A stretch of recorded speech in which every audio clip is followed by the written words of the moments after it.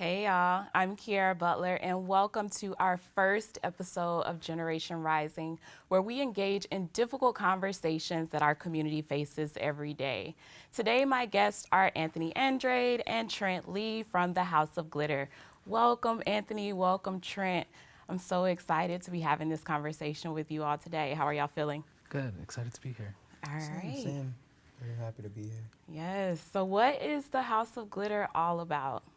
Yeah, so the House of Glitter is an activist dance company, performance lab, and preservation society. We were founded in Providence, and we work in preserving Afro-diasporic music and dance. And we like to say that we are shifting the energetic center of the universe toward queer, feminist, BIPOC liberation. We're all about ferocity, wellness, care-centered practice, performance art, and historic intervention. Okay, and I noticed that the spelling of house is different. Can you tell our guests more about that? Yeah, go ahead. Yeah, so we want to not only honor our ancestors and queer community who adopted this version of how you spell the word house. They decided to take that and run with it. It's also like when you grab designer brands and use them as your house names, kind of similar in that, making it kind of bougie, fancy, but also like Am said, kind of fierce. You can spell it the regular way as well, but everyone does it the H-A-U-S way, so stick to that. Yeah, I think that's really important, right? It's something that you're bringing into your brand. It's true to who you are. How would you define true liberation, right, within the LGBTQ plus community? So a proverb that we utilize throughout, our practice and as a house is that we're not going to think our way out of racism. We're going to feel our way out of racism. We want everyone to feel, the same, because that connection, hits a spiritual circuit way harder than, physical experience and feeling. Because it's like we feel things all the time, every day. Yeah. But it's like when you internally feel that, a lot of change comes from that. So Yeah, so our work is often centered in not just entertainment, but in art, that it of course preserves legacies, but also really makes people feel deeply. Look, I was just about to ask you about intersectionality. I know you talk a lot about race and class and gender within your work.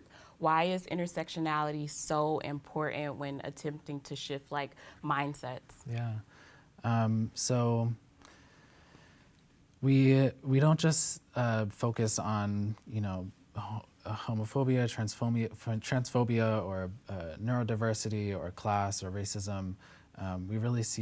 We work to see people as whole human beings, and that's something that we're not used to in our systems and society. We're socialized out of that multiplicity, right, of breaking ourselves up, and whether it's the healthcare system or education. So we're all really kind of mentally attuned to shifting into a mindset where we need to just be one thing, especially in the spaces that we walk into, especially as queer people and as people of color. What does it look like for us to step into a multiplicity, and for us to work through complicated histories and work through dance and music and sound to come to the same page through our intersectionalities and get to the depth of the spirit of just being human. that. Yeah. And so you talked about dance and music. What would you say is your favorite offering that the House of Glitter provides? Honestly, we just love to have a lot of programs and a lot of offerings for everybody, versus I guess prioritizing the favorite, if that makes sense. But You can have a favorite though. yeah, I mean, you take care of your body throughout all these practices in some way, shape, or form. It's of how you, I guess, perceive it. So, but they all have something to do with, wellnessness for your body.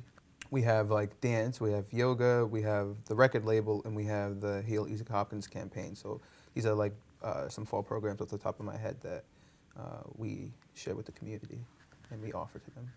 Are these free for the community? Would the community have to pay for those services? How does that work?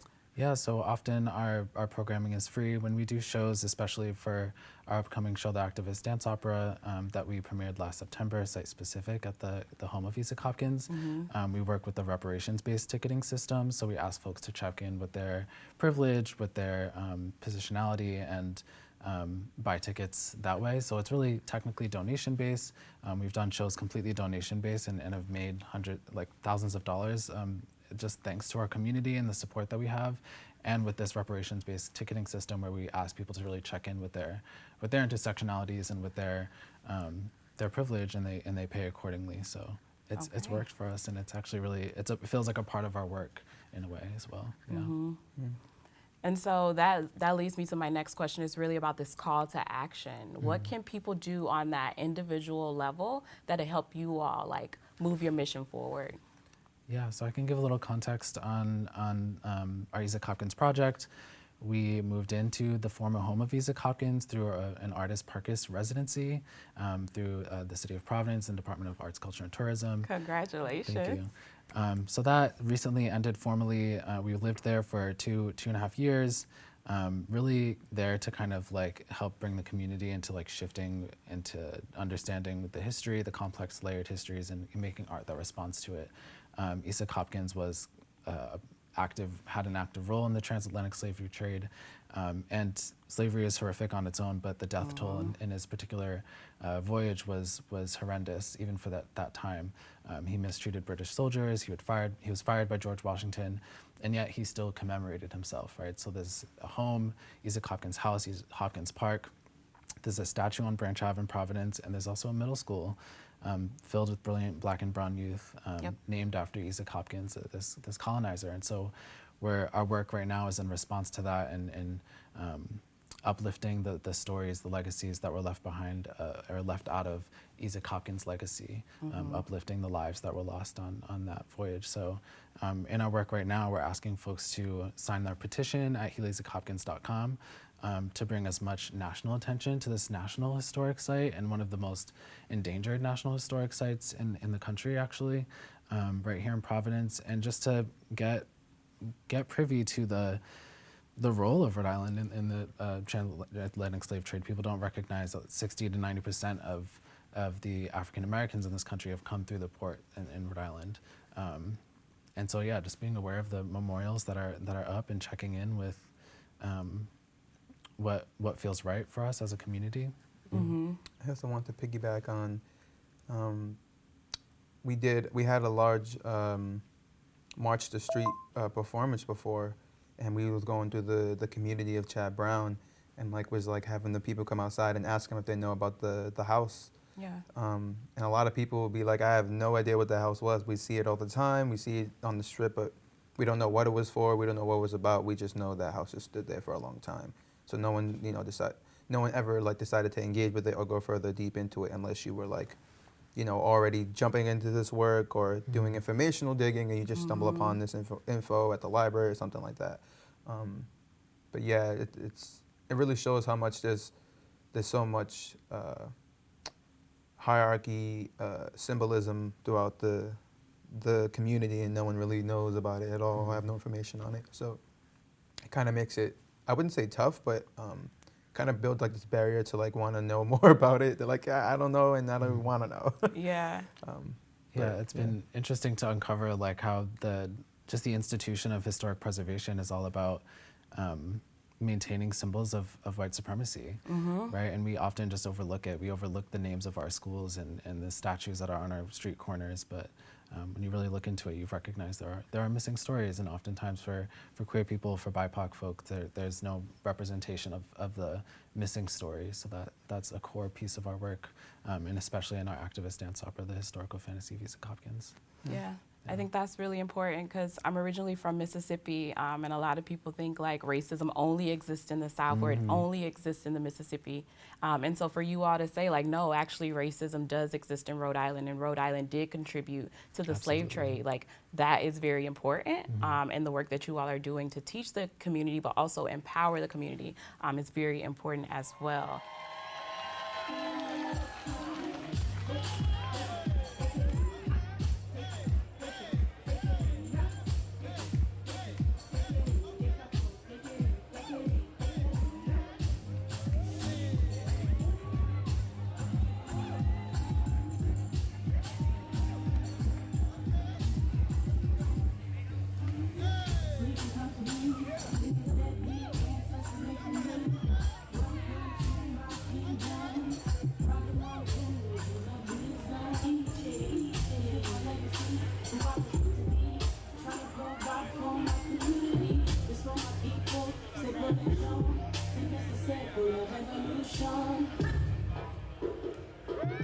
there anything that I didn't ask you all today that you just have to let our viewers know? Oh, so one thing that the viewers can know is that we have a show coming up at House of Yes next month, October 16th. So y'all should come through and check out the show because it's going to be very theatrical, commemorable and informational. So And you can walk that's in away New with a York lot. City, in Brooklyn. Yep. Yeah. All right. And then how can our viewers stay in touch? Word. A good way to stay in touch is the House of Glitter, houseofglitter.org, and that's HAUS of glitter.org. And we also have, I would also say, save MLK weekend in your calendar. We have we're staging our activist dance opera in Providence again. So we originally did that last September at Site Specific at the Isaac Hopkins Homestead, and now we're bringing it to the stage in Providence. It's going to be followed by an epic party. We also have some awesome headliners, and we also have the Embodied Futures conference. So we have a conference to wrap around the staged performance as well, and it's really just a way for educators and historic preservationists and anyone who's interested in our work and in the work of undoing racism and learning more about our histories and the transatlantic slave trade and intersectionality and what it means to be a Rhode Islander and be aware of our histories. So all folks interested in all the things, getting them to kind of be in more of an intentional, care-centered space for our conference as well. Wait, so that's MLK weekend. You said a lot within that one spiel. Can you break down each of those events for me? I just want to make sure that our viewers have all the information that they need, so when they show up, they're good to go. I've been in a space of I'm in no space right now, no, I'm just take always your spitting out the time. info. Take your time. So our activist dance opera is our response to this residency in the form of Home of Isaac Hopkins. It's activism, it's dance, it's theater, it's its own album. It's going to be a coloring book. It's going to be a coloring book. Yeah, it's a curriculum and it's a mermaid fantasy extravaganza. So we really tell the story of the woman who hanged herself on the first voyage of the slavery ship Sally, actually, and how she turns into a mermaid and creates the House of Glitter Mermaid Empire. How do you all feel about the mermaid controversy happening right now with there being a black mermaid in connection to can you go in depth about that? So I actually wanted to say something about this because I've been seeing it a lot. Excluding the Little Mermaid for a second, the movie where they have the black mermaid, it's like someone said it in the comments on Black Mermaids on something, and it was like, y'all threw all these brown bodies off the ships into the water and didn't expect not for mermaids to be black, and I was like, that actually kind of makes sense. Yep.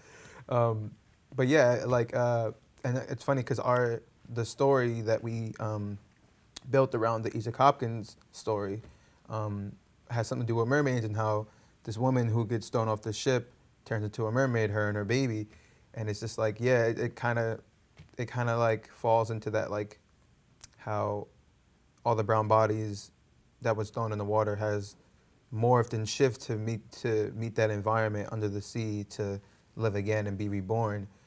So all this talk about brown mermaids or black mermaids, I'm like, not far off. I mean, it makes sense if you see one. That's probably someone who was in the water, who got thrown in the water and morphed to live in the water.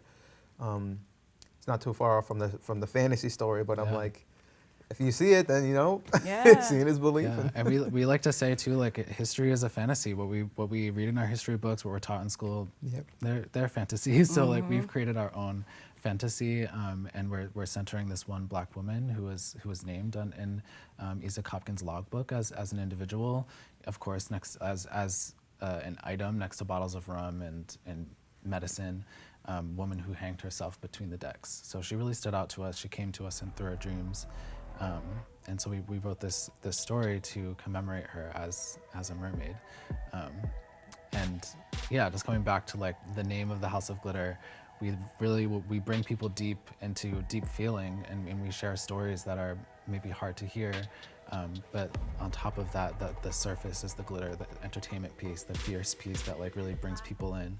And then we kind of take you deep to the depths of the Atlantic Ocean and to explore the House of Glitter mermaid vampire. Yeah. I don't really like to use this too much, but we we have them at the tip of the iceberg and bring them lower and lower and lower. If that makes sense. But some people don't really like that phrase of the iceberg. So I'm like, but it's kind of what it is. So Yeah.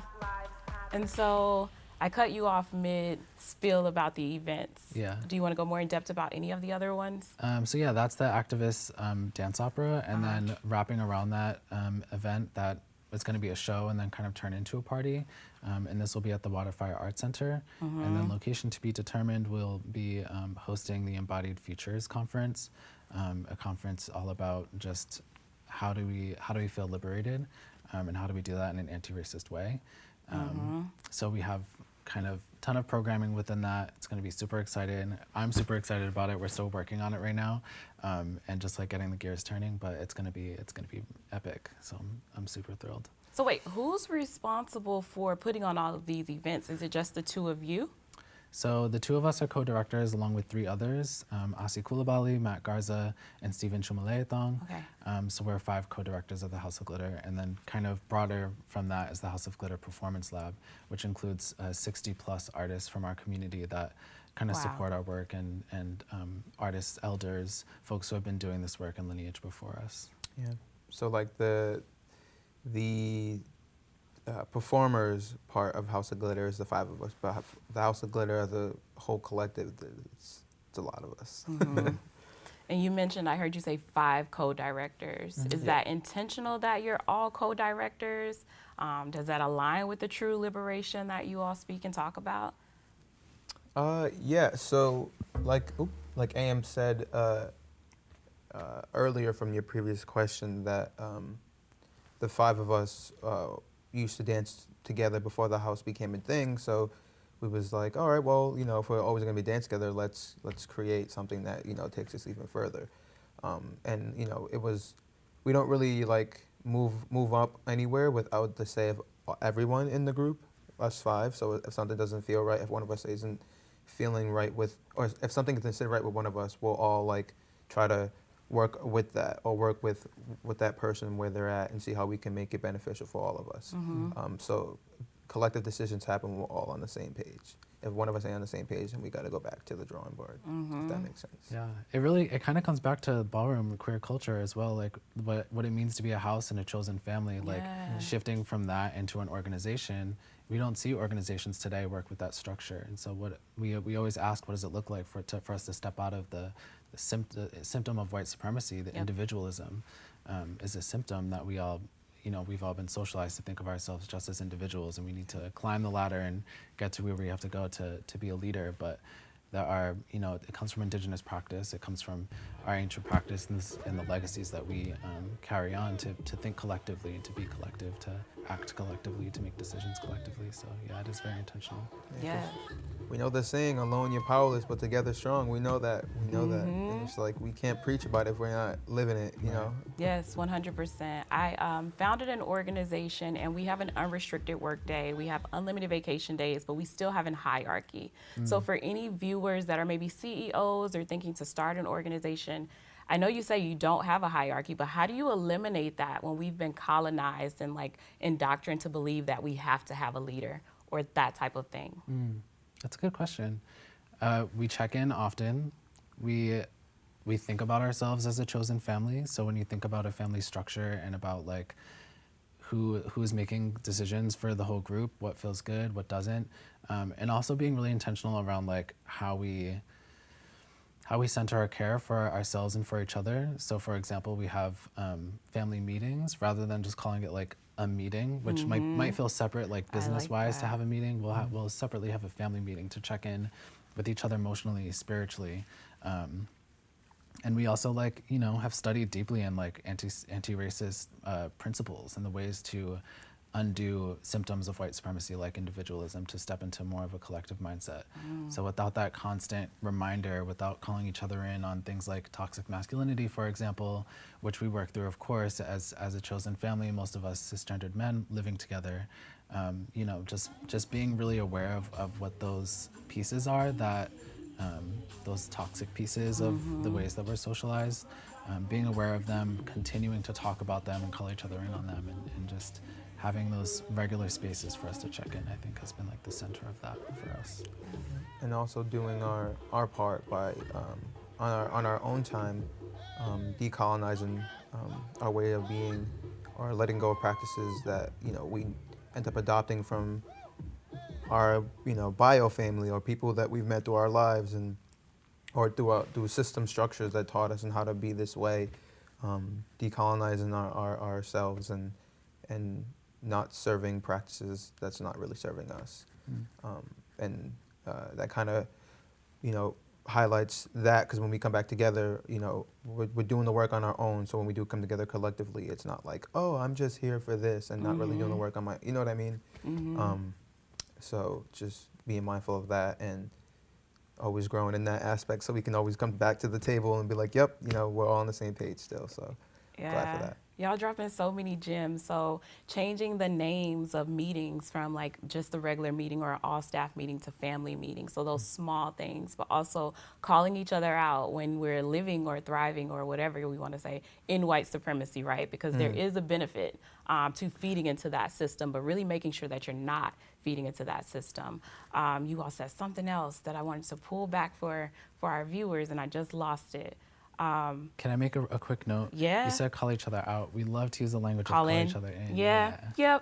I go back and forth. Sometimes, you know, you got to do the out. Sometimes it's sometimes. You're right. Yeah. So I go back and forth on that language. But yes, Yeah. I do love the language of calling each other in. And so just to wrap us up, and I want to make sure that people can stay in touch. So remind us one more time, how do we stay in touch, whether it's social media, your address to where you're located, any of the events, remind us one more time. You can find us at hausofglitter.org, HAUS. And if you want to sign our petition or learn more about our campaign, you can go to healisaacHopkins.com. All right. You can find us on other forms of social media such as Facebook, Instagram, TikTok, and Twitter. What are the handles for those? Oh, and those handles are House of Glitter. On some of them, I don't know which. I think TikTok is the House of Glitter. Breakdown, yeah. Okay. So Instagram is House of Glitter Dance Co. Twitter is the House OG. And Facebook is just the House of Glitter Dance Company and Performance Lab. You can also just Google the House of Glitter Performance Lab. Y'all that fancy that we could just Google you, huh? This up the if you Google us on your maps, instead of the Isaac Hopkins Homestead pop-up, House of Glitter pops up now. Oh, yeah, that's legit. So make sure y'all Google them, okay? I want to thank you all so much for joining us. We have run out of time. And so thank you, Anthony Andrade and Trent Lee. Thank you. And to our viewers tuning in, you can watch past episodes anytime on watch.ripbs.org. And be sure to follow us on Facebook and Twitter for your latest updates. Thank you. Thank you. I don't know if I'm supposed to clap, but